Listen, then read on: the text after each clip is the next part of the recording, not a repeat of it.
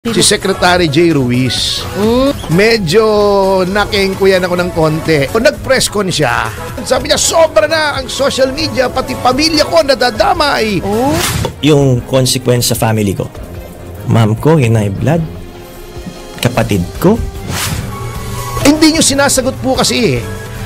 Bumanat po kayo agad, fake news yung social media, sobra na, wala nang regulasyon, nakakaawa yung anak ko. So pag dinudungisan yung pangalan ko ng ganito, masakit. Dahil siyempre may mga kapitbahay ako eh. May reputasyon akong inaalagaan eh. Diba? Ano na lang sasabihin? Magsisimba ka, nakatingin sa'yo lahat ng tao. Oh, kumita ka pala ng 200 million. Huwag ganun. Bla bla bla. Teka muna, ano bang problema nitong taong ito? Unang-una, sir, pumasok ka sa gobyerno, ganun po talaga. Opo. You become a public official, you hold yourself up to public scrutiny.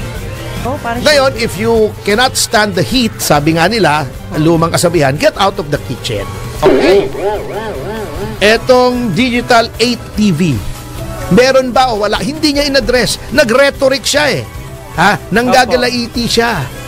Ang response niya rito, hindi para sagutin yung alegasyon, kundi gusto niyang i-regulate ang social media, parang nananakot pa eh. Nasabi niya, hindi ako kumita ng 200 million. Siyempre, hindi ka, boss, kikita ng 200 million. Yung kumpanya mo, ang kikita ng 200 million. Okay, totoo yun, naniniwala kami, hindi ka kumita ng 200 million. Tanong, magkano kinita mo? Huwag mo sabihin hindi ka kumita dyan. Kasi presidente ka eh. Evidently, malakas ka sa administrasyon. Anong pwesto mo noong time na yon? Pakisagot. Anyway, speaking of, alam nyo, eto medyo nakengkuyan ako ng konti. Na naman? Eto, walang mali siya ito. Pasensya na. Kaibigan ko to. Sinasabi ko sa inyo, matagal ko ng kaibigan to. Si Secretary J. Ruiz. Kasi, nakengkuyan lang ako. Nag-press con siya. Okay. At siya ay parang nag-speech. Impassion. Sabi niya, sobra na ang social media, pati pamilya ko nadadamay. The voice of truth should be louder than lies, blah blah blah. Teka muna, ano bang problema nitong taong ito? Unang-una, sir, pumasok ka sa gobyerno, ganun po talaga. Opo. You become a public official, you hold yourself up to public scrutiny. Lahat yan. Ako hindi public official eh. Binabatikos, pati anak ko, pati yung autism ng anak ko, yung mga trolls, tinitira, ganyan po talaga. Wala po tayong magagawa dyan. Parang Pinasok nyo yan. No? Ngayon, if you cannot stand the heat, sabi nga nila, lumang kasabihan, get out of the kitchen. Okay. Pangalawa, rant kayo ng rant. Sabi nyo kayo ni Claire Castro ay galit sa fake news. Wait a minute bago kayo ay pinaparegulate yung social media. Bakit? Kasi kayong dalawa ang tinatamaan. Hindi po pwedeng ganyan ang standard ng isang public official. Kayo po ay sinesweldohan ng taong bayan. Sabi nga noong isang ini-interview dun sa Senate, nung binabastos siya ng isang senador Opo. You don't do that. You are being given a salary by the taxpayers. You work for me. Nagtatrabaho ka para sa amin. Kami ang boss nyo, sabi nga ni Noynoy, although hindi niya tinupad. Oo, ikaw ay kasama sa gabinete ng Pangulo, pero ikaw ay public official. Ano ba yung sinasabi mong fake news sa social media? Yung lilabas ba ng Politico.com na ikaw ay may kontrata sa gobyerno? Yun. Noong Enero ba? Before. October yung nakalagay. Yun bang papeles na nilabas ng Politico.com? Fake po ba yun? Gawa-gawa ba yun? Non-existent ba yun? Falsifikado ba yun? Yung pirma mo niya ba doon ay peke? Fake po ba yun? Hindi nyo sinasagot po kasi bumanat po kayo agad, fake news yung social media, sobra na, wala nang regulasyon, nakakaawa yung anak ko. Okay. Mali po ba? Falsifikado yung dalawang kontratang yun? Wala pa kayong kontrata with PCSO? Wala yung digital 8 ba yun? Opo. Media Inc. Hindi po ba kayo bahagi nun? Fake po ba yon? Hindi po ba totoo yun? Pakisagot po. Okay.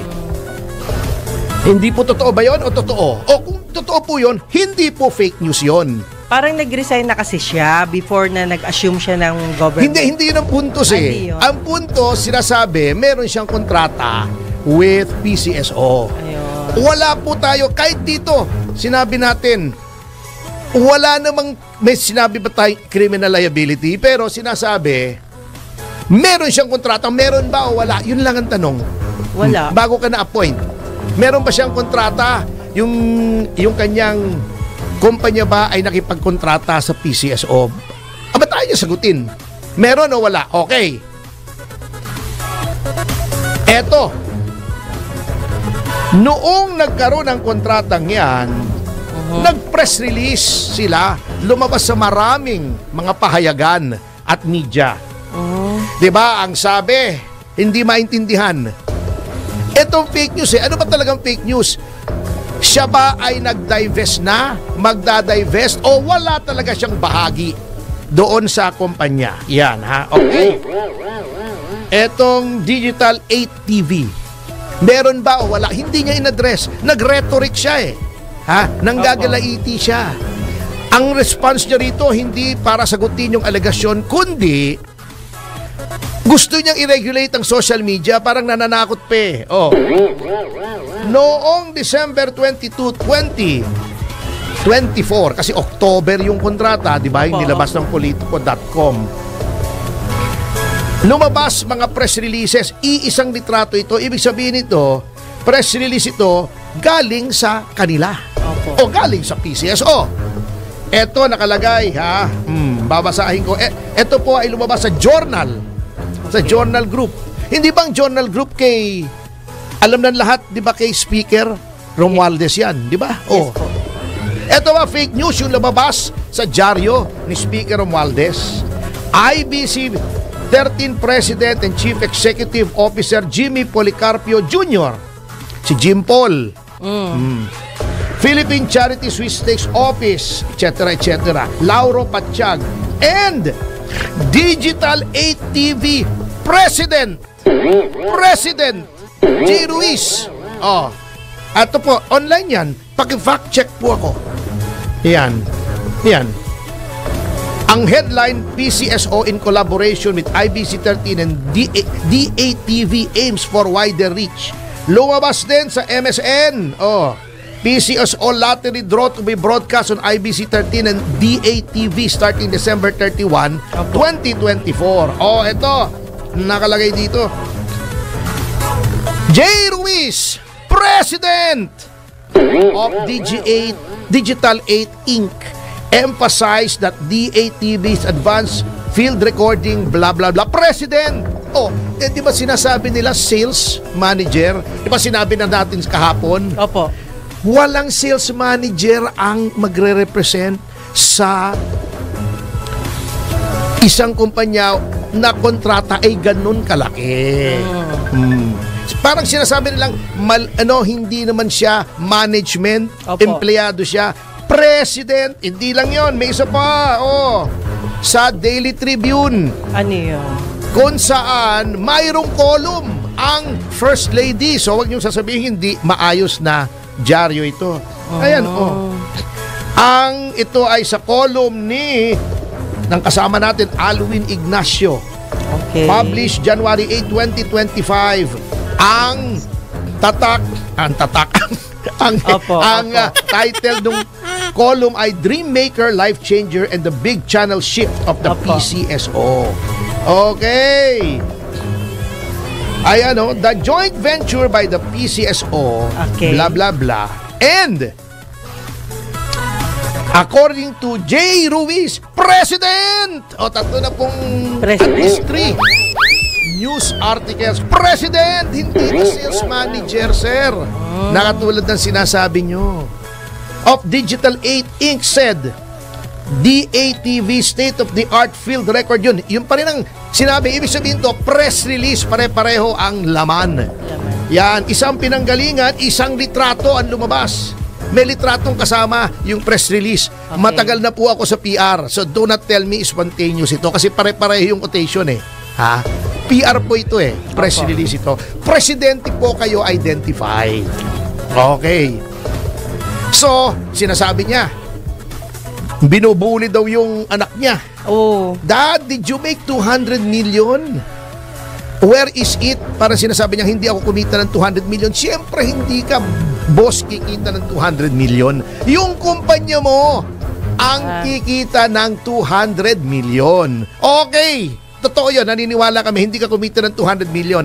Tanong, magkano kinita mo? Huwag mo sabihin hindi ka kumita dyan. Kasi presidente ka eh.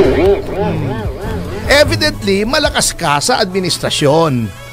Paanong nakuha ito? Okay, sinasabi nyo, competitive bidding ito. Sige, maniniwala kami. Pakita noong procedure ng bidding. Tingnan natin. Sino-sino pa bang ibang nagbid? Pakita kailan yung bidding. Yun ang hindi sinasagot eh. Competitive bidding, nasaan po? Pakita nyo. Sinasabi mo, ikaw ay sales manager nung ikaw ay nire-represent mo dun sa kontrata. Meron kang board resolution. Pakita nung board resolution na ikaw ay sales manager lang. At bakit? Sa lahat ng tao, sa lahat ng mga manager doon, manager is mid-level yan eh. Opo. Sales manager ng isang istasyon, nagbibenta yan ng airtime. Alam natin yan eh. At tagal na po natin dito sa larong ito.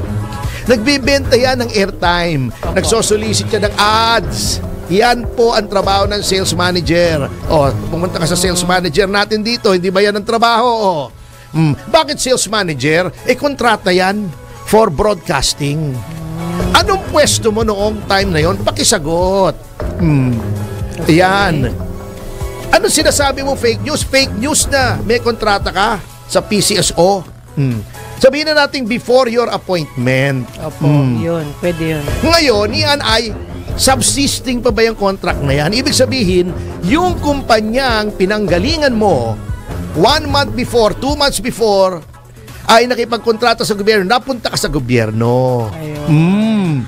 Ngayon, ikaw ay miyembro ng gabinete. Yung dating pinanggalingan mong kumpanya bago ka naging miyembro ng gabinete ay may existing contract with the government. Tignan po natin yan. Ayun. Oo, hindi po fake news yan. Yung facts na yan ay hindi po fake, Mr. Secretary. Okay?